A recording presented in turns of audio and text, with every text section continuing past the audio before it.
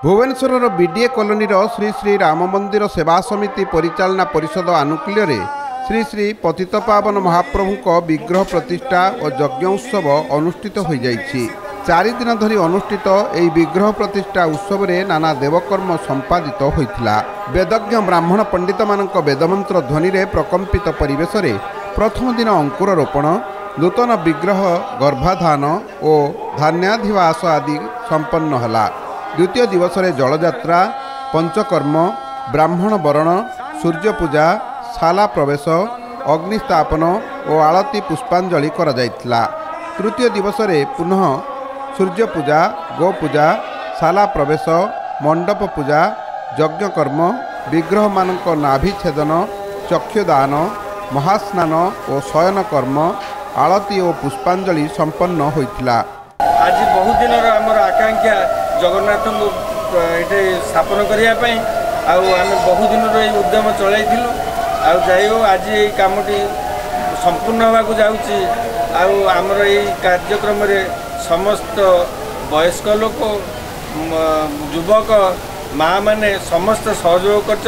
चतुर्थ तथा शेष दिवस रे पूर्व निर्धारित कर्म सहित यज्ञर पूर्णाहुति दिगला। ठाकुरंक 16 उपचार पूजा, नवजौवन दर्शन, मंदिरर चक्रध्वज स्थापन पर देवतांक मंदिर प्रवेश करा जायतिला। एठी लक्ष्मी सागर बीडीए कॉलोनी रे पतित पावन श्री जगन्नाथ प्रतिष्ठा हेले। यह द्वारा लोक मानकर बहुत दिनर आशा अभिलाष पूर्ण होला। तेणु एतरे शह शह लोक, हजार हजार लोकंकर स्नेह, सहानुभूति एवं आनुगत्य अनुसार ये अनुष्ठान तैयारी करा जायछि। एठी साधारण लोकटीए जेमिति भल भाव दर्शन करि भगवान को प्रेयर करि प्रार्थना करि एवं निवेदन करि जे संसार मंगल पाई सी जेमिति निजको उत्सर्गीकृत करुछि। आउ लक्ष्मी सागर कॉलोनी बहुत पुराना कॉलोनी। ये कॉलोनी हजार हजार लोक समस्तंकर आशा आकांक्षा पतित पावन देव इठी आविर्भूत हेले एमाने समस्ते सत् काम भल काम करिया को आग्रही उत्साहित हेले। बहु संख्यार भक्त यह विग्रह प्रतिष्ठा यज्ञ रे जोग देई ठाकुर को निज निजर मन कथा जणाइछंती।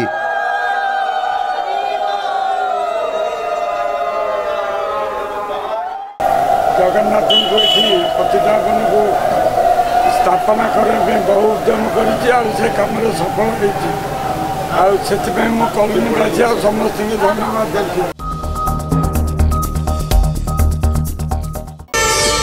प्रार्थना आम आनंदर उत्सव।